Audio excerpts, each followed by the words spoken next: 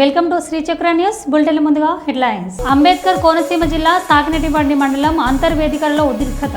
ప్రజలు నివాసం ఉండే ఇండ్ల మధ్యలో గ్రేవీ యార్డులు ఏంటని ఆందోళనకు దిగిన కాలనీ ప్రజలు. అమెరికాలో బీఆర్ఎస్ సిల్వర్ జూబ్లీ సంబరాలు. బీఆర్ఎస్ ఆరోపణలకు చంద్రబాబు కౌంటర్. మహానాడులో చంద్రబాబు పాటకు చిందేసిన టీడీపీ మహిళా కార్యకర్తలు. ఖాళీగా ఉన్న సర్పంచ్ కుర్చీలో కూర్చున్న కుక్క. ఇక వివరాల్లోకి వెళ్తే, కోనసీమ జిల్లా గంగవరం అనుమతులు లేకుండా అక్రమ ఇసుక తవ్వకాలు జరుపుతున్న లారీలను సీజ్ చేసిన మైనింగ్ అధికారులు. గంగవరం మండలంలోని మర్సల్ భూములలో 2 నెలలుగా ఇసుక తవ్వకాలు. మైనింగ్ శాఖ ఇచ్చిన అనుమతులు గడువు పూర్తయినప్పటికీ ఆగని ఇసుక తవ్వకాలు.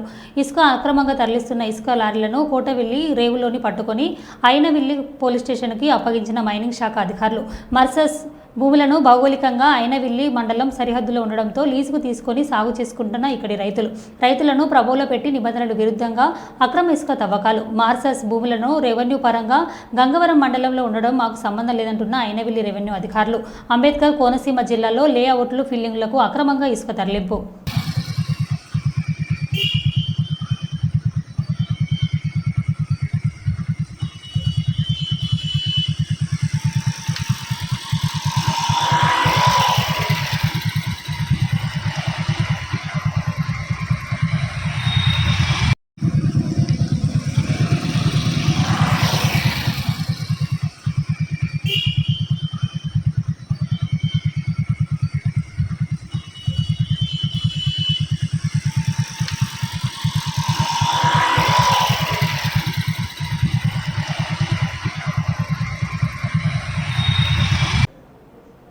ఫ్లాట్లు కొనేటప్పుడు లేని గ్రేవీ యార్డులు ఇల్లు కట్టుకున్నాక ఎలా పుట్టుకొచ్చాయని కాలనీవాసులు గగ్గోలు పెడుతున్న వైనం మేడ్చల్ జిల్లా పోచారం మున్సిపాలిటీలోని ఇస్మాయిల్ ఖాన్ గూడలో చోటు చేసుకుంది. ఊర్లో ఉన్న ఆస్తిపాస్తులు కాస్త అమ్ముకొని వచ్చి ఇక్కడ వెంచర్లో ఫ్లాట్లు కొనుక్కొని అన్ని పర్మిషన్లు తీసుకొని ట్యాక్సీలు కట్టి ఇల్లు కట్టుకొని గత 6 సంవత్సరాల నుండి పిల్లా పాపలతో సంతోషంగా జీవిస్తుంటే సడన్గా మా ఇండ్ల మధ్యలో పార్కు చూపించి స్థలంలో గ్రామానికి చెందిన వ్యక్తి చనిపోగా అతని అంత్యక్రియలు ఇక్కడే చేస్తామంటూ రావడంతో ఆందోళనకు చెందిన కాలనీవాసులు చేసేదేమీ లేక దిక్కుతోచని స్థితిలో కాలనీవాసులు ఇల్లు కట్టుకున్న ప్రజలు ఆందోళనకు దిగారు.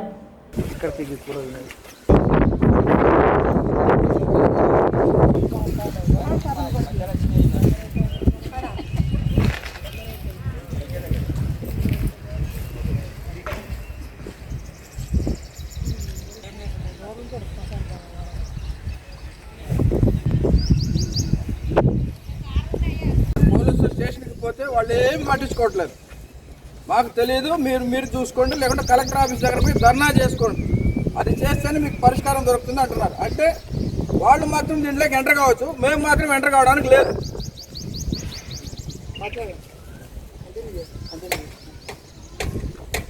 గ్రేవ్ యార్డ్ మాకు ఇండ్ల మధ్యలో వద్దు, గ్రేవ్ యార్డ్ మాకు ఇండ్ల మధ్యలో వద్దు. గ్రామంలో కొంతమంది వ్యక్తుల దుర్మార్గపు చర్యల వల్ల మేము ఇబ్బంది పడుతున్నాము.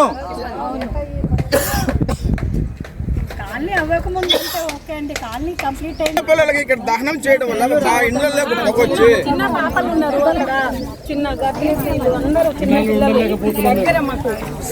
రాజకీయ లబ్ధి కోసం ఇదంతా జరుగుతుందా లేదా?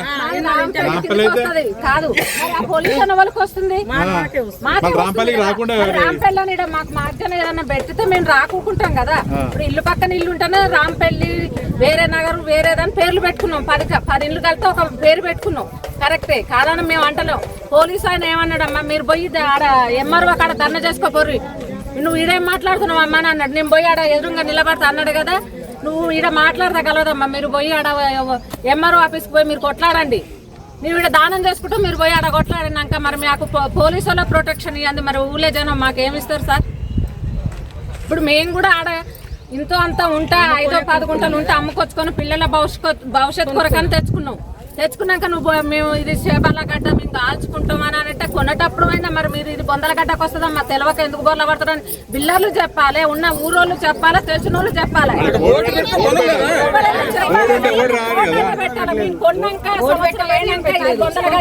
మీరు ఏమన్నా చేసుకోరు, మాకు ఇది ఉన్నది వెనకటి నుండి ఉన్నది అని అంటే నువ్వు బోర్డు చూపి, బోర్డు ఉండగా మేము కొంటే మాది తప్పు. అంటే ఎన్ని సంవత్సరాలు అయింది మీరు కొని ఇక్కడ? మేము వచ్చి 5.5 6 సంవత్సరాలు అయింది సార్. 6 సంవత్సరాల నుంచి ఎలాంటి జరిగినాయి? ఏ రోజు ఇన్సిడెంట్ జరగలేదు. మొట్టమొదటిసారిగా మన 23వ తారీఖున ఒక వ్యక్తిని తీసుకొచ్చి ఇక్కడ దహనం చేశారు. దానికంటే ముందు ఎలాంటి దహనాలు చేశారు? ఎలాంటి దహనాలు జరగలేదు సార్. పోలీసులు మాకు సహకరించట్లేదు, కమిషనరు మాకు సహకరించడం లేదు, తహసీల్దార్ గారి దగ్గరికి పోతే వాళ్ళు కూడా చేతులు ఎత్తేస్తారు, మా కంట్రోల్ లేదు.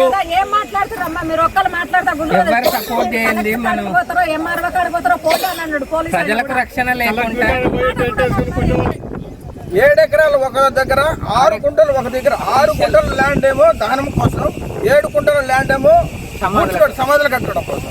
ఇది ఉండి కూడా మా కాలనీల మీద కక్ష కట్టి వాళ్ళకి ఓట్లు వేయమని చెప్పి తెలిసి ఒక్క రీజన్, మీరు బయట నుంచి వచ్చారు, మీరు ఊరు వాళ్ళు కాదు, బయట నుంచి వచ్చారు, మీరు వెళ్ళిపోండి, మీరు ఎవరు కొన్నారు, మీరే పొందలగేట దగ్గర కొన్నారంటే మాకు ఎట్లా తెలుస్తారు? బిల్డర్ కు వాళ్ళే పర్మిషన్లు ఇచ్చారు. మాకు ఇది ఏంటి అంటే పార్క్ అని చెప్పారు, మేము కొనుక్కున్నాం. ఇప్పుడు సడన్ గా ఇది పొందలగడ్డ అంటే మా ఫ్యూచర్ ఏంటి? ఇంకా 20 ఏళ్ళు ఈఎంఐలు కట్టాలి. దీనికోసమే మా ఫ్యూచర్ ఏమన్నా. ఇప్పుడు కింద నేను కొన్న ల్యాండ్ ప్లాట్ నెంబర్ 9 నాది. ఇప్పుడు పట్టా పాస్ బుక్ లో కూడా ఇది వెంచర్ లో ఒక పార్ట్ ఆఫ్ పార్క్ అని ఉండే, పార్క్ ప్లేస్ అని ఉండే. 3 years లేటెస్ట్ గా ఇప్పుడు 23rd కి నా గృహ ప్రవేశం ఉండే. ఇక్కడ ఆ రోజు ఒకరిని తీసుకొని దహనం చేసాడు. ఇక్కడ మేము కొనేటప్పుడు 3 years కింద ల్యాండ్ కొన్నాం. ఇక్కడ అక్కడ కొనేటప్పుడు కూడా ఏమన్నారంటే ఇది పార్క్, పట్టా పార్క్ చూసి అన్ని వెంచర్ లేఅవుట్ చూసి ఇది పార్క్, గవర్నమెంట్ ల్యాండ్, ఏ రోజు కూడా ఇట్లాంటి అబ్జెక్షన్ ఉండదు అని మేము ఒక ఇది వచ్చిన తర్వాత నేను ఉండేది మల్కాజ్గిరికి వెళ్ళి కొనుక్కున్నాం. ఈ రోజు మా పరిస్థితి ఏంది? రేపు ఎవరు కొంటారు? మాకు 3 years నుంచి ఆ వాసన చూసి పిల్లలకి జబ్బులు వస్తున్నాయి, కరోనా ఎఫెక్ట్ ఉంది. బనకచెర్ల వల్ల ఎలాంటి నష్టం లేదని, నది జలాలకు సంబంధించి ఏపీ చివరన ఉందని, సముద్రంలో కలిసే నీటిని ఉపయోగించుకుంటే లాభమే తప్ప నష్టం లేదని వ్యాఖ్యలు. తను కాళేశ్వరం ప్రాజెక్టును అడ్డుకోలేదని, తనకు 2 రాష్ట్రాలు 2 కనుల లాంటివని మహానాడు వేదికపై మరోసారి స్పష్టం చేసిన చంద్రబాబు, ఆంధ్రప్రదేశ్ రాష్ట్రం చివరి రాష్ట్రం కాబట్టి ఎక్కడ నీళ్లు వచ్చినా మన తర్వాత సముద్రంలోకి వెళ్తాయి. పోలవరం తర్వాత రాజమండ్రి తర్వాత సముద్రం తప్ప వేరే మార్గం లేదు. అలాంటప్పుడు సముద్రంలోకి పోయే నీళ్లు మనం వాడుకుంటే ఈ నీళ్ల వల్ల తెలంగాణకు కూడా లాభం ఉంటుంది తప్ప ఎవరికీ నష్టం లేదు. ఇక్కడ బీఆర్ఎస్ అయితే ఏదో నష్టం వచ్చినట్టు మాట్లాడుతున్నారు. నేను ఆ రోజు కూడా ఏదైతే వాళ్ళు ప్రాజెక్ట్ కట్టినప్పుడు గోదావరి పైన నేను ఎప్పుడు కూడా అబ్జెక్ట్ చేయలేదు. నా ఆలోచన ఒకటి, తెలంగాణ కానీ ఆంధ్రప్రదేశ్ రాష్ట్రం కానీ నాకు ఎప్పుడు చెప్పాను, 2 కళ్ళను ఆ రోజు చెప్పా, ఈ రోజు చెప్తున్నా, హైదరాబాద్ అభివృద్ధి చేసింది నేనే, ఘంటాపదంగా చెప్పగలుగుతాను. తెలంగాణ గురుకుల విద్యాలయ సాంఘిక సంక్షేమ నివాస విద్యా సంస్థల సంఘం అవార్డు సన్మాన కార్యక్రమం హైదరాబాద్లో ఘనంగా నిర్వహించబడింది. ఈ కార్యక్రమానికి ముఖ్య అతిథులుగా తెలంగాణ ముఖ్యమంత్రి రేవంత్ రెడ్డి, ఉప ముఖ్యమంత్రి బట్టి విక్రమార్క, మంత్రి పొన్నం ప్రభాకర్, శాసనసభ్యులు స్పీకర్ గడ్డం ప్రసాద్, శాసనసభ్యులు వినోద్ మరియు పెద్దపల్లి పార్లమెంటు సభ్యులు గడ్డం వంశీకృష్ణ హాజరయ్యారు. పెద్ద ఎత్తున అత్యంత ప్రాధాన్యకరంగా ముందుకు తీసుకొనిపోయే కార్యక్రమం జరుగుతూ ఉందంటే, రేపు పొద్దున ఈ పాఠశాలలో చదివేటువంటి విద్యార్థులు ఈ రాష్ట్రానికే కాదు దేశంలో కూడా అత్యున్నతమైనటువంటి విద్యార్థులుగా ఎదుగుతారని చెప్పడానికి నాకు ఎటువంటి సందేహం. టెండర్స్ కూడా పిలిచి పెద్ద ఎత్తున అత్యంత ప్రాధాన్యకరంగా ముందుకు తీసుకొనిపోయే కార్యక్రమం జరుగుతూ ఉందంటే, రేపు పొద్దున ఈ పాఠశాలలో చదివేటువంటి విద్యార్థులు ఈ రాష్ట్రానికే కాదు దేశంలో కూడా అత్యున్నతమైనటువంటి విద్యార్థులుగా ఎదుగుతారని చెప్పడానికి నాకు ఎటువంటి సందేహం.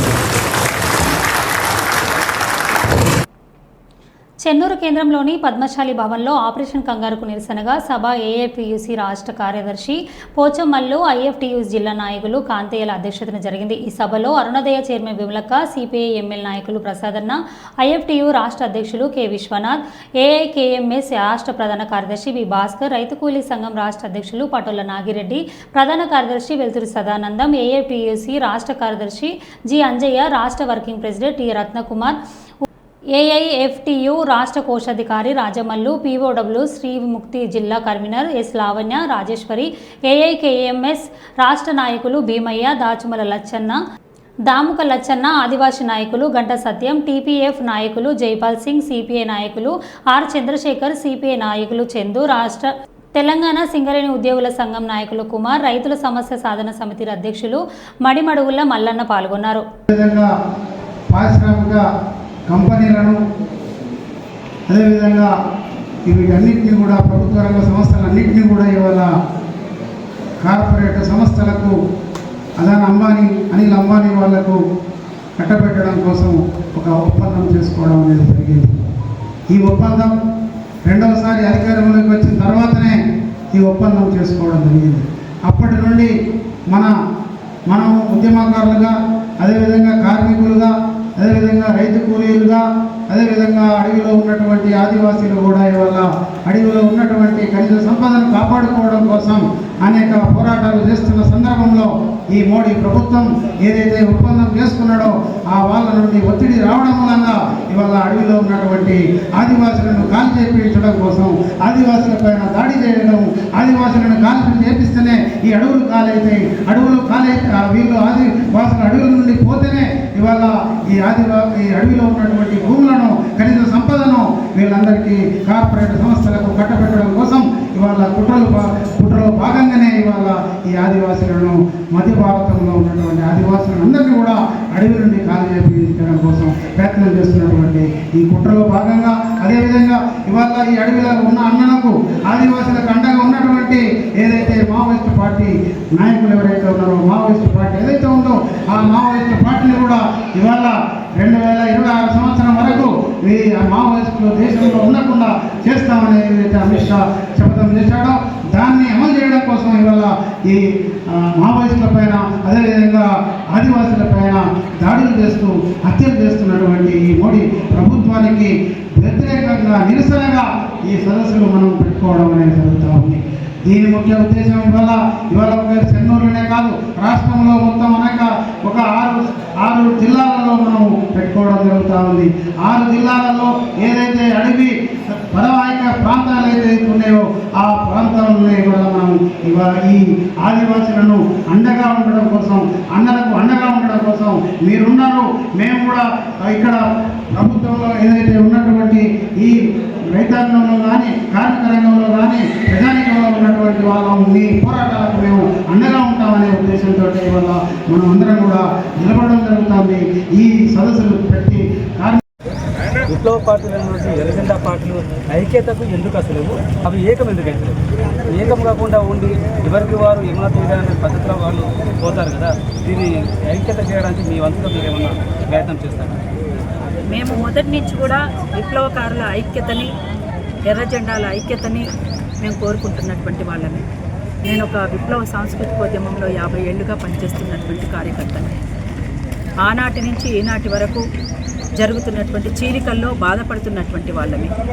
ఈ చీలికల వల్ల దోపిడీ చేస్తున్నటువంటి వాళ్ళేమో ఒకటవుతున్నారు, దోపిడీ వద్దు ప్రజలను గెలిపించాలనుకుంటున్నటువంటి వాళ్ళేమో చీలికలైపోయి బలహీనపడతాం. అవతల వాళ్లకు బలాన్ని ఇచ్చినటువంటి శాంతియుతమైనటువంటి వాతావరణంలో ఈ ప్రజలు బతకాలి, ఈ ప్రజలు దోపిడీ పీడనలని జీవితాన్ని కొనసాగించాలి, అందరూ సమానమైనటువంటి జీవితాన్ని కొనసాగించాలి, కూడు గూడు గుడ్డ అందరికి సమానంగా ఉండాలి.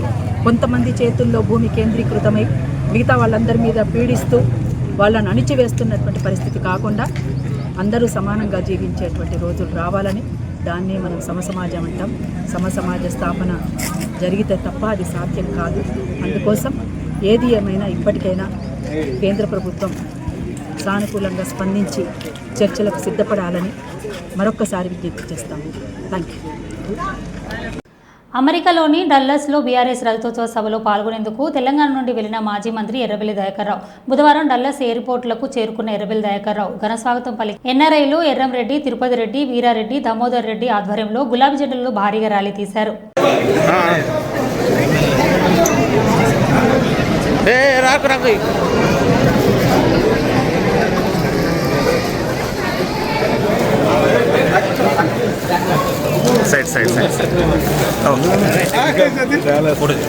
వెల్కమ్ టు జై దయానా, జై తెలంగాణ, జై సుధీరణ.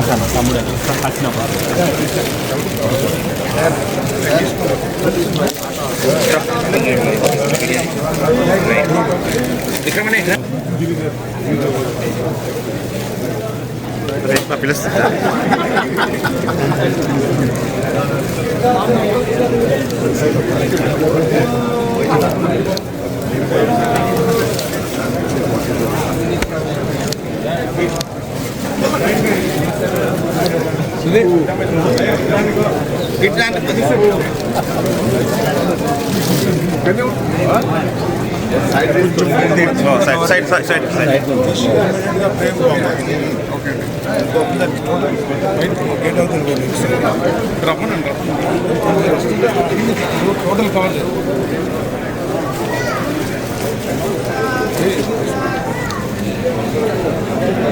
జై తెలంగాణ, జై తెలంగాణ.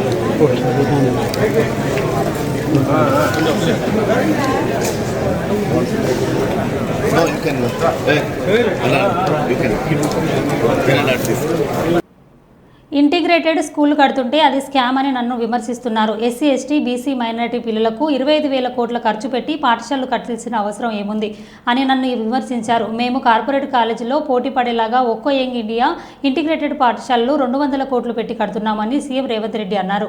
ఈరోజు రాష్ట్ర ప్రభుత్వం young India integrated residential schools అనే ఒక విధానాన్ని తీసుకొచ్చి ఈ దేశానికి ఆదర్శంగా ఉండే విధంగా 25 ఎకరాలలో ఒక కార్పొరేట్ కాలేజీలతో పోటీ పడే విధంగా ఈచ్ స్కూల్కి 200 కోట్ల రూపాయలు కేటాయించి ఈరోజు మీకు ఒక ఇంటర్నేషనల్ స్టాండర్డ్స్ ఎడ్యుకేషన్ని not only infrastructure educational qualification కూడా అక్కడ ఉండే క్వాలిటీ కూడా పెంచాలి అని ఒక లక్ష్యంతో ఈరోజు మేము పనిచేస్తున్నాం.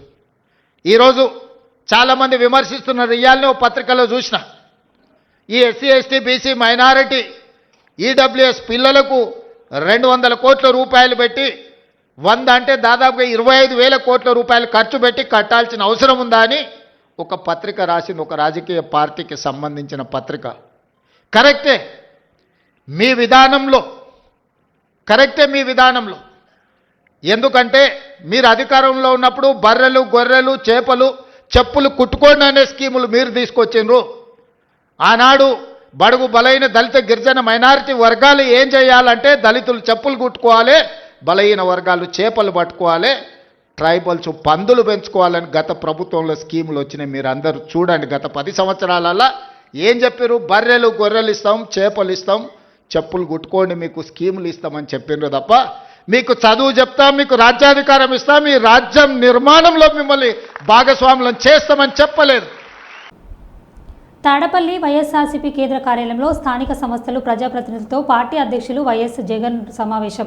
ఈ సమావేశంలో జగన్ కార్యకర్తలు మనోధైర్యం నింపే ప్రయత్నం చేశారు. ఈ సందర్భంగా ఆయన తర్వాత మనమే అధికారంలోకి వచ్చేది, ఓపిక పట్టండి అంటూ మనోభారంతో ఉండి అతని హితోబోధం చేశారు. మనము ప్రజలకు మంచి చేశాము అని వారికి ధైర్యాన్ని ఇచ్చారు.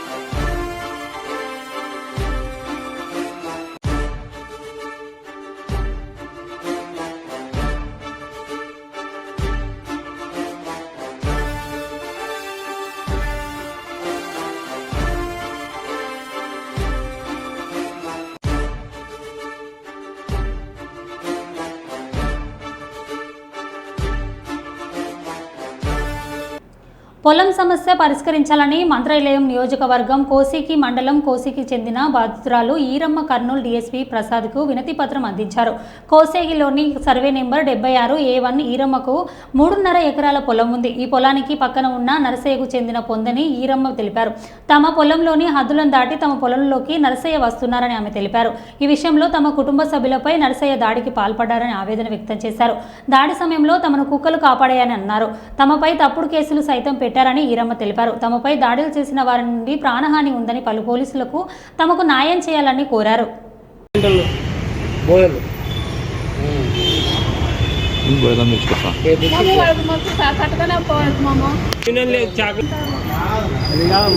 కోసికి మండలం కదా, మండలానికి రజకుల లీడర్ ఉంటారు. ఎవరు సపోర్ట్ చేయడా అని మాట్లాడే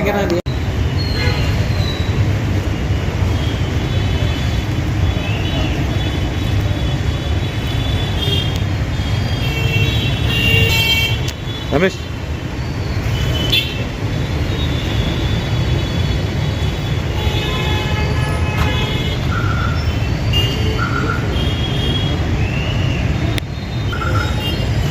నేను కాంటాక్ట్ లెక్చరర్. మీరా ఎవరు అదండి సాయంకాలం మేమన్నా నువ్వు చెప్పు సార్. నువ్వు ఫస్ట్ నువ్వు మాట్లాడు, ఆ తర్వాత పక్క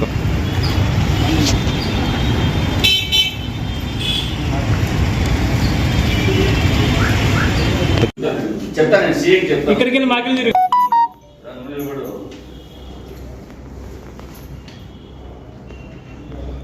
ఓకే నేను పంపిస్తాను, ఫోటో తీసి స్కాన్ చేసి పంపిస్తాను.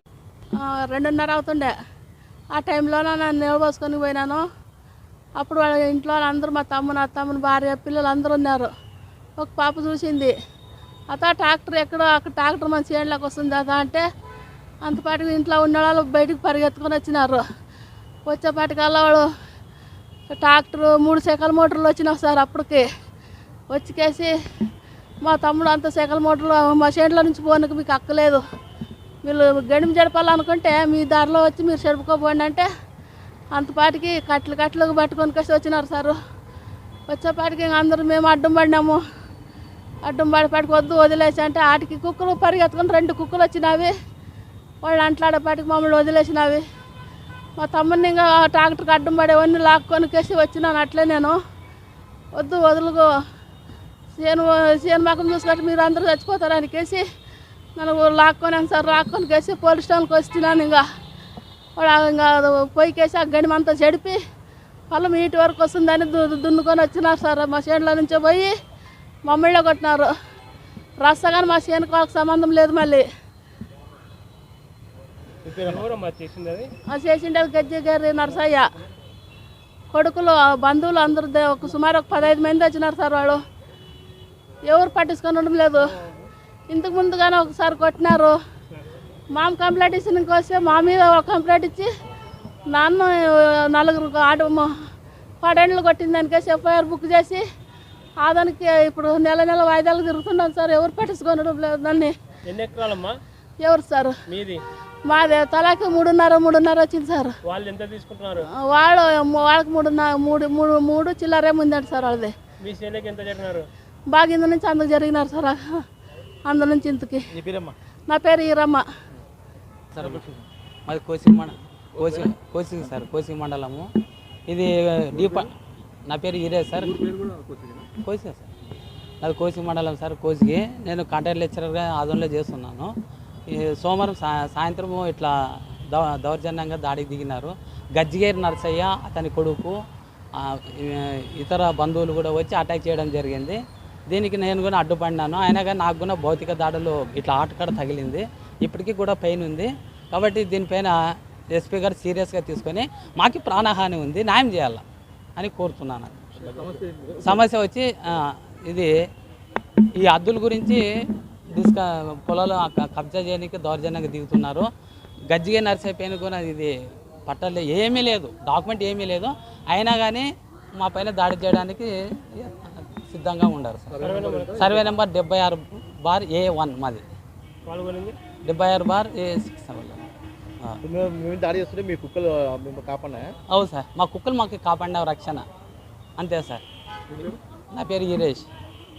మరో బులెటిన్లో మళ్ళీ కలుద్దాం. Stay tune.